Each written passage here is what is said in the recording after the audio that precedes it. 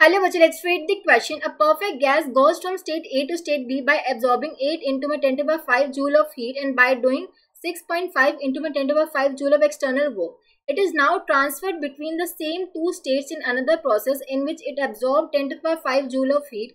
Then in the second process, okay.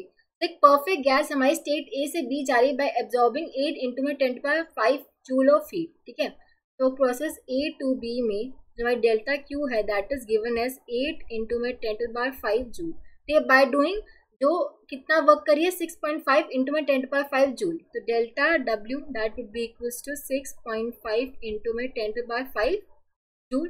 ठीक है, अब देखो यहाँ से हम डेल्टा यू की वैल्यू फाइंड आउट कर सकते हैं. Delta Q minus delta W, क्योंकि according to first law of thermodynamics delta Q would be equals to delta U plus delta W.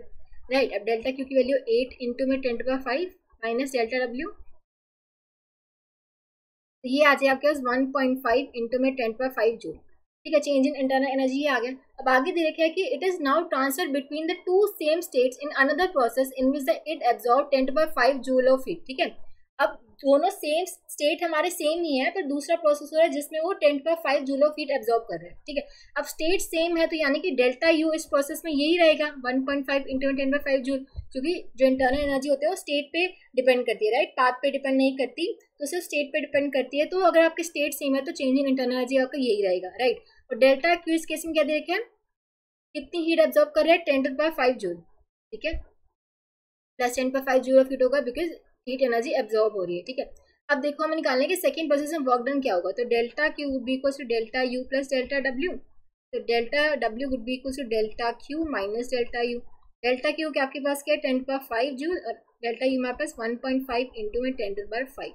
ये आ जाएगा आपके पास माइनस 0.5 इंटू में 10 पर 5 जूल. तो वर्क डन हमारा ये हो जाएगा. अब माइनस क्या साइन रिप्रेजेंट करे कि work is done on the gas. ठीक है, तो वर्क डन हमारा ऑन द गैस हो रहा है. तो जब work done on the gas है दैट इज हम बोल सकते हैं माइनस साइन यही रिप्रेजेंट करे कि that is work is done on the gas, और उसकी वैल्यू कितनी है 0.5 इंटू में 10 पर 5 जूल, जो कि हम देख सकते हैं ऑप्शन बी में गिवन है. Option B would be the correct choice. I hope आप सबको समझ आया होगा. Thank you so much.